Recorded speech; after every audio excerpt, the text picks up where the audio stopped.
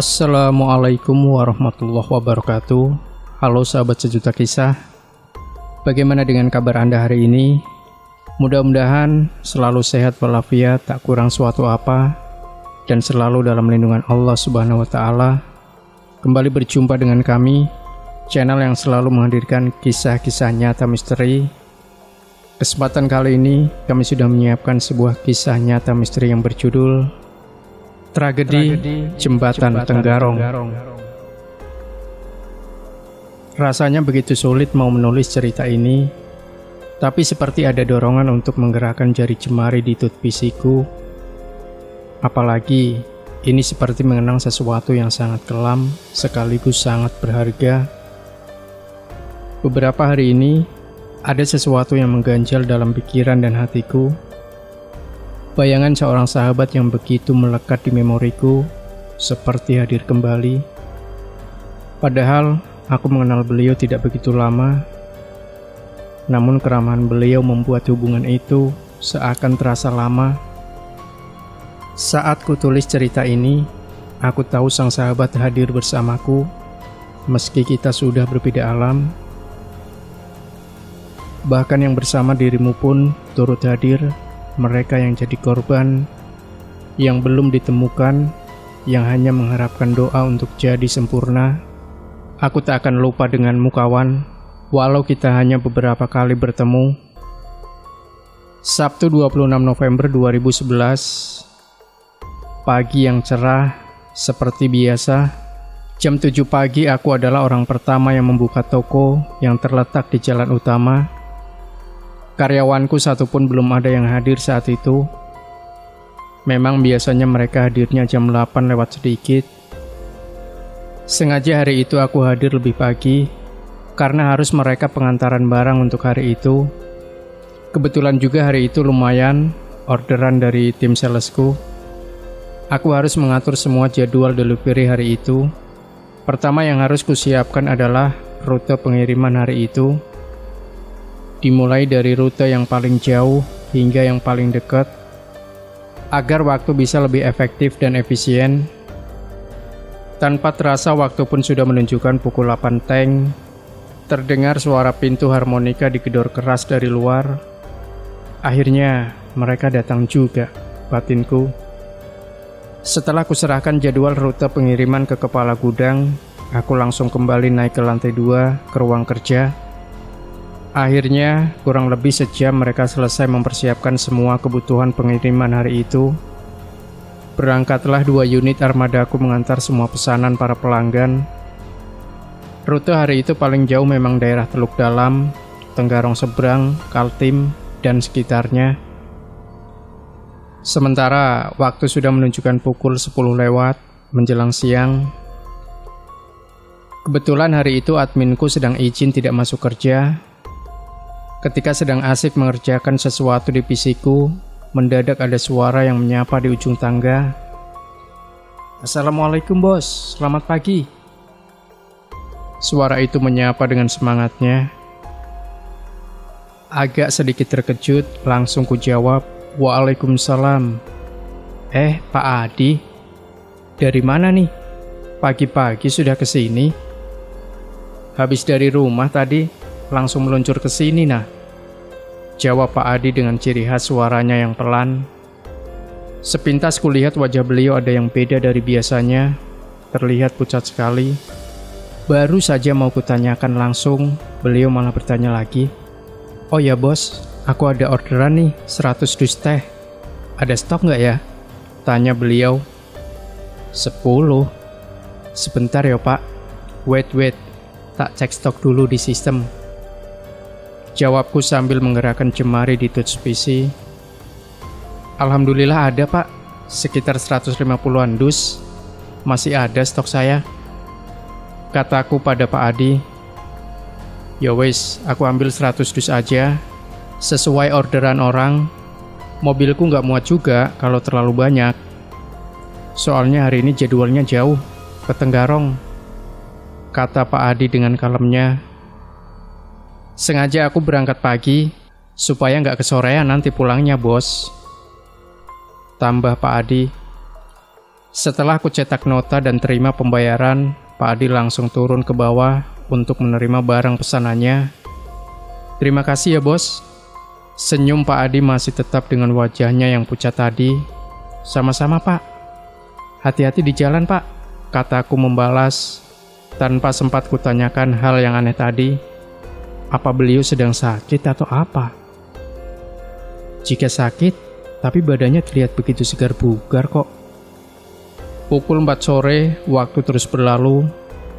Hari masih tetap cerah, dengan terik mataharinya yang menembus ruangan kerjaku.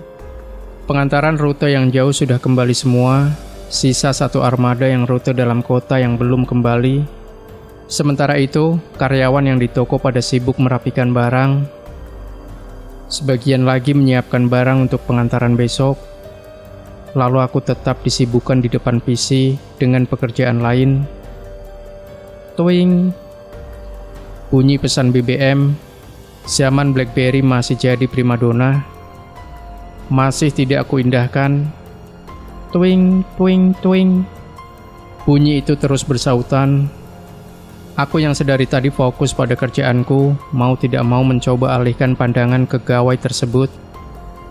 Innalillahi. Spontan terkejut ketika melihat isi berita di grup BBM-ku. Seakan tak percaya, aku coba segera menghidupkan TV. Ya Allah, ternyata memang benar. Dalam hatiku mulai gelisah. Berita runtuhnya jembatan kebanggaan warga Kaltim menjadi hot topic hari itu. Aku berharap semoga tidak ada korban dari keluargaku dan juga orang-orang terdekatku. Dan berharap yang terbaik buat yang menjadi korban. Aku hubungi semua keluarga terdekatku. Dan alhamdulillah semua baik. Selepas itu aku coba melanjutkan kembali ke pekerjaan dengan sedikit tenang. Tapi tetap ku ikuti perkembangan berita itu. Hingga semua anak buah dan armadaku kembali ke toko dengan selamat. Aku pun bisa sedikit lega. Menjelang maghrib, tidak ada lagi kabar dari keluargaku yang berhubungan dengan musibah tersebut. Di rumah aku tetap masih melihat berita itu lalu lalang di TV nasional. Di forum sosmed juga ramai yang menginfokan. Entah kenapa ada perasaan yang kurang nyaman dengan musibah itu. Seperti ada sesuatu yang ada hubungannya dengan diriku. Tanpa terasa sambil menikmati tontonan, aku pun terlelap dalam keheningan malam. Malah TV yang menonton diriku yang sedang tertidur. Mas, ini orderanku, bisa muat sekarang? Kataku dengan kepala gudangnya si bos. Iya pak, bisa.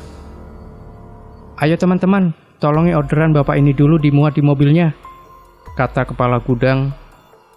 Tidak sampai 15 menit, barang pesananku sudah siap. Aku pun pamitan dengan kepala gudang dan helper yang lain. Selama dalam perjalanan, agar tak jenuh sambil menikmati alunan musik dari radio di mobil itu, hingga akhirnya sampailah aku di jembatan kebanggaan masyarakat Kaltim, khususnya Tenggarong. Hari sudah mulai beranjak siang. Terlihat ada beberapa aktivitas di jembatan tersebut. Kondisi lalu lintas saat itu masih bisa dikatakan lancar, meski terlihat ramai dari hari biasanya. Rupanya ada maintenance dengan jembatan itu. Terlihat beberapa petugas mengatur lalu lintas di sekitarnya agar tak menumpuk. Perlahan tapi pasti, lalu lintas di jembatan bisa berjalan dengan normal. Akhirnya tibalah aku di sebuah toko yang sudah memesan daganganku. Kebetulan aku kerja sendiri, jadi semua bongkar muat pun aku kerjakan sendiri. Setelah selesai bongkaran, aku pun menerima pembayaran dari hasil kerjaku. Next rute, aku tinggal menyelesaikan sisa-sisa orderan toko-toko kecil langgananku yang lain. Pukul 3.15, tanpa terasa waktu sudah semakin sore. Aku pun sudah mau kembali memasuki jembatan utama yang kulalui tadi. Kali ini lalu lintas bergerak seperti kura-kura, sangat lambat. Aktivitas pekerja yang sedang melakukan kegiatan di jembatan tersebut belum juga rampung. Banyak pengguna jalan yang tidak tertib karena ingin berusaha saling mendahului. Bisa ditebak, akibatnya memperparah kemacetan saat itu. terutama pengguna kendaraan roda 2, mereka tidak lagi mengindahkan instruksi dari pengatur lalu lintas saat itu. Ditambah lagi terik matahari turut serta memanaskan suasana. Sementara aku dan pengguna jalan lain yang menggunakan roda 4 dengan terpaksa mengantri sesuai gerakan di depan kami. Tiba-tiba, suara sesuatu yang begitu keras terdengar dari arah penghujung jembatan itu. Semua yang berada di jembatan bisa dipastikan pada histeris ketakutan semua.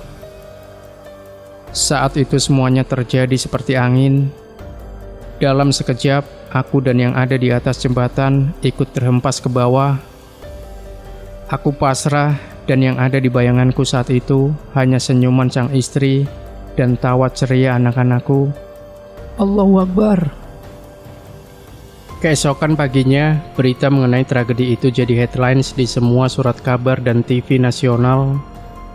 Kebetulan hari ini tokoku libur, aku bisa luangkan waktuku buat si kecil dan istriku. Sampai malam pun kehebohan mengenai jembatan itu masih berseliweran di TV. Banyak yang menjadi korban, baik harta maupun nyawa. Jumlah korbannya pun masih simpang siur. Hari Senin pukul 8 pagi, kali ini aku buka toko agak telat. Malah para karyawan sudah menanti di luar toko. Semua kegiatan dilakukan seperti biasa, mulai pemuatan barang, penerimaan barang, hingga pengantaran. Sampai waktu menunjukkan pukul 10 lewat, kring, kring, kring. Suara telepon toko berdering berkali-kali, aku langsung meraih telepon tersebut. Terdengar di ujung sana suara seorang wanita mengucap salam dengan nadanya yang terdengar sangat khawatir. Assalamualaikum Pak, ini istrinya Pak Adi. Suara wanita itu. Dek, dek. Pikiranku langsung tertuju pada beliau yang kemarin terakhir belanja dari tempatku. Pak, Assalamualaikum. Kembali suara wanita itu menyadarkanku. Iya Bu, waalaikumsalam. Jawabku agak kaget. Bapak nggak dapat kabar dari suami saya? Tanya istri Pak Adi dengan nada sangat cemas. Loh, kemarin Sabtu ada belanja di toko saya Bu, jawabku. Iya bener Pak. Memang ada ngomong ke saya kalau mau belanja ke toko Bapak. Tapi sampai hari ini belum ada pulang. Suara itu tambah gelisah. Saya takutnya suami saya jadi korban Pak. Suara ibu itu agak terisak. Aku langsung memotong suara itu. Mudah-mudahan tidak ya Bu. Mudah-mudahan beliau baik-baik saja. Aku berusaha menghibur istri Pak Adi. Padahal ada rasa cemas juga dalam diri ini. Saat itu juga aku berharap Pak Adi benar-benar tidak menjadi korban. Mudah-mudahan ya Pak. Saya khawatir. Anak-anak juga sudah menanyakan terus. Jawab ibu itu. Iya Bu. Mudah-mudahan baik semua. Jawabku. Terima kasih ya Pak. Assalamualaikum. Tutup ibu itu. Sama-sama Bu. Waalaikumsalam. Jawabku. Perasaanku mulai gak enak. Sejak kemarin ada rasa was-was yang terus menghantui. Selang sejam kemudian, kembali bunyi telepon berdering. Kali ini suara itu berasal dari teman sekaligus langganan toko juga. Sebut saja namanya Joko. Joko ini adalah mantan bawahan dari Pak Adi dulunya. Dan sekarang dia membuka usaha sendiri, yaitu kanvasan keliling. Assalamualaikum bos. Suara si Joko begitu keras. Waalaikumsalam. Ada apa Jok? Order barang kah? Tanyaku. Enggak bos. Sudah dengar kabar belum? Tanya Joko terdengar begitu serius. Hah? Kabar apa Jok? Tanyaku balik, mulai bertambah was-was. Pak Adi jadi korban jembatan. Jenazahnya sudah ditemukan. Sekarang dalam perjalanan ke Samarinda. Habis duhur, beliau dikebumikan, kata Joko. Aku tidak bisa mengeluarkan kata-kata lagi. Rasanya nggak percaya kabar yang kuterima. Suara di HP tadi tidak kuhiraukan lagi. Suara itu langsung off dengan sendirinya. Aku masih membayangkan wajah beliau yang begitu kalem dan sendu. Walau aku belum lama mengenal beliau, tapi pertemuan itu sangat berkesan bagiku. Sedikit banyak aku tahu mengenai beliau dari si Joko, karena beliau mantan atasannya. Pak Adi ini katanya orangnya sangat pendiam, tidak banyak bicara, tidak pernah marah, selalu melindungi dan memperjuangkan bawahannya. Semua hanya tinggal kenangan. Selamat jalan sobat. Semoga engkau mendapatkan tempat yang terbaik di sisinya. Al-Fatihah buatmu, serta korban-korban yang lain. Amin. Jodoh, maut, rezeki memang tidak ada yang tahu pasti. Semua adalah hak Allah. Hari ini kita bisa bertemu dengan sahabat, bercanda, bahkan terkadang secara tak sengaja menyakiti. Kita nggak akan pernah tahu takdir kita. Semoga kelak kita dipertemukan kembali di jannahnya. Maret 2017, 6 tahun telah berlalu dan jembatan itu telah banyak berubah. Sekarang jembatan itu terlihat lebih baik dari sebelumnya. Walau jembatan itu sudah berubah posisinya, tetap aku tak berani ke Kota Raja semenjak kejadian itu. Meskipun aku tidak mengalami langsung, tapi rasa trauma itu seperti aku ikut merasakannya juga. Namun karena hari ini ada agenda keluarga besarku untuk ziarah dan liburan ke museum di kota tersebut, mau tak mau aku harus ikut.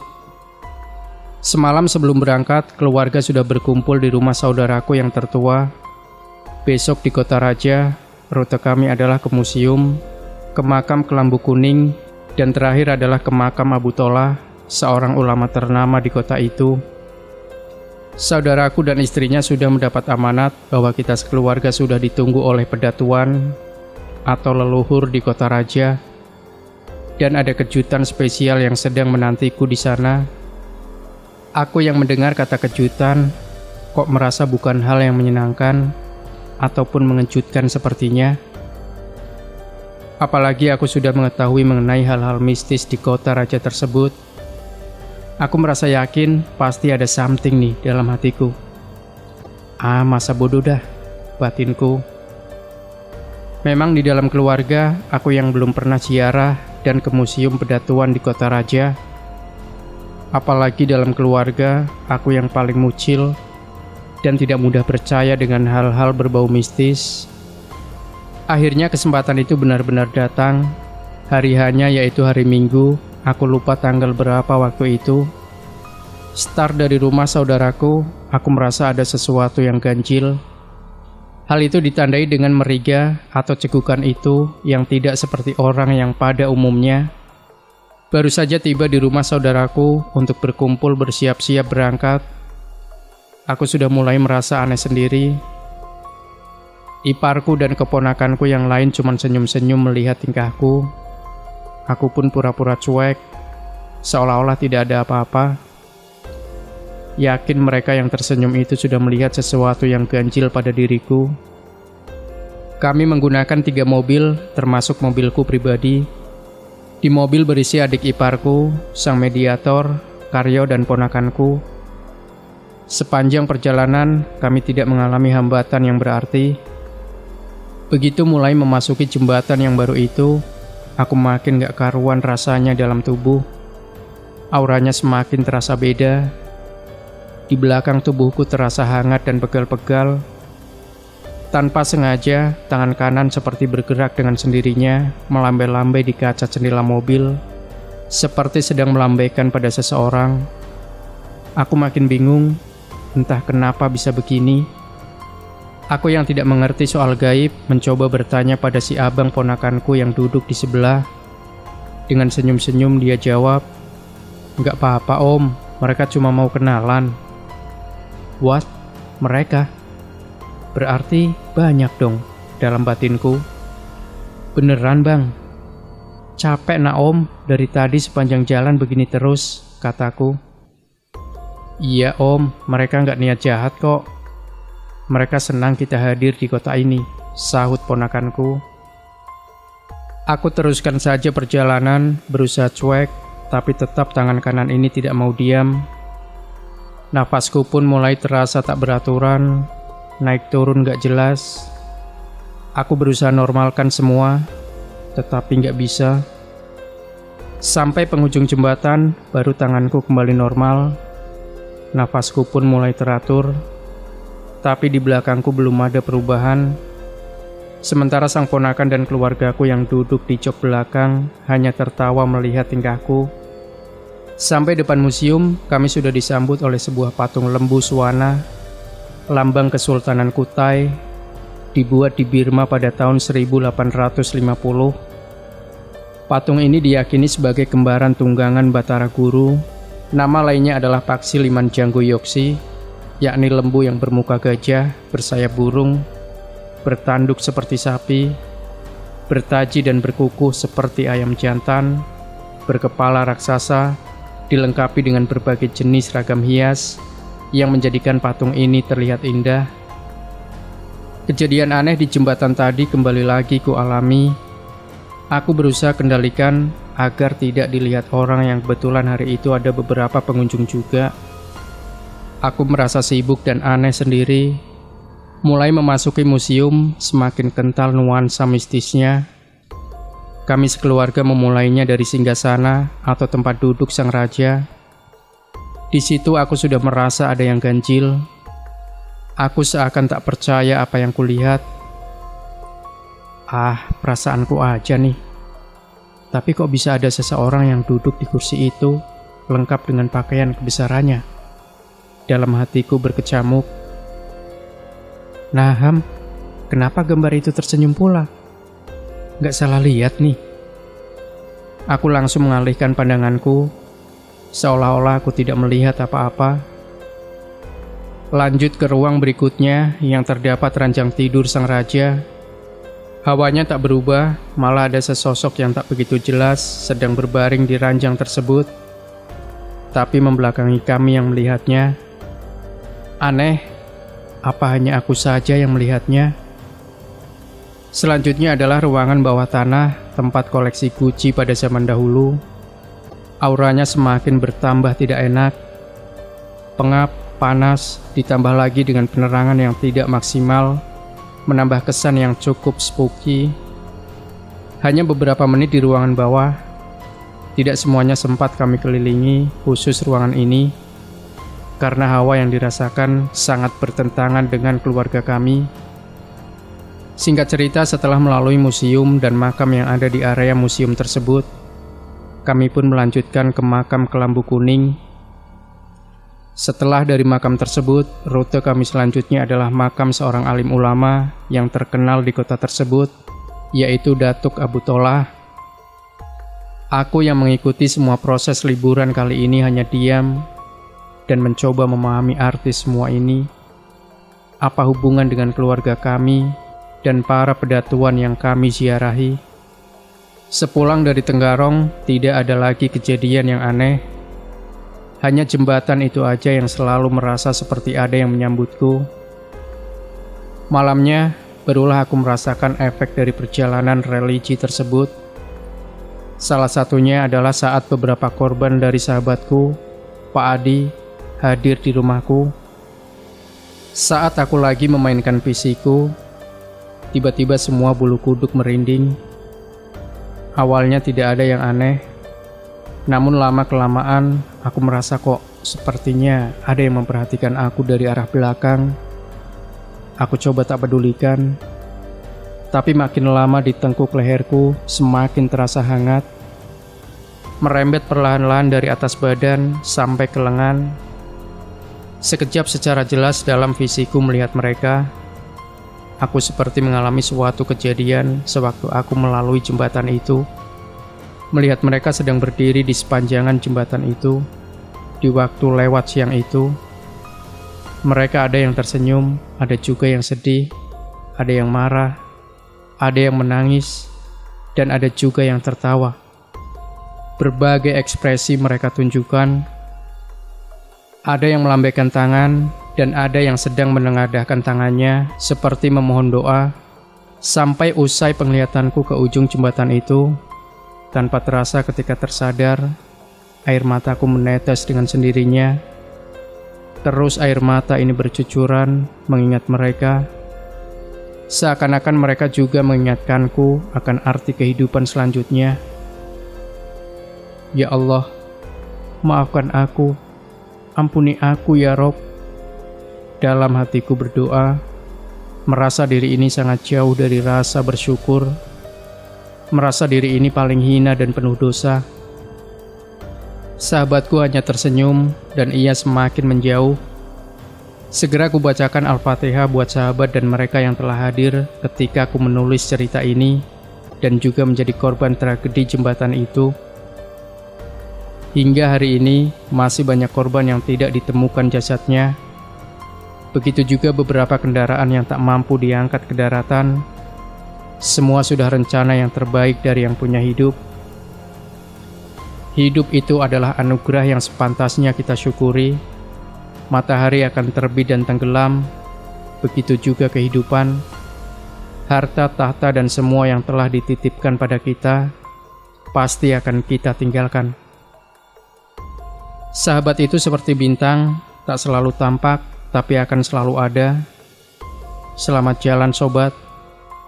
Semoga mendapatkan tempat yang terbaik di sisinya dan diampuni dosa-dosanya. Amin. Demikian sahabat sejuta kisah. Jangan lupa berikan komentar Anda, like, share video ini, subscribe channel Sejuta Kisah, dan kembali nantikan kisah-kisah nyata misteri terbaru dari kami selanjutnya. Sampai jumpa. Wassalamualaikum warahmatullahi wabarakatuh.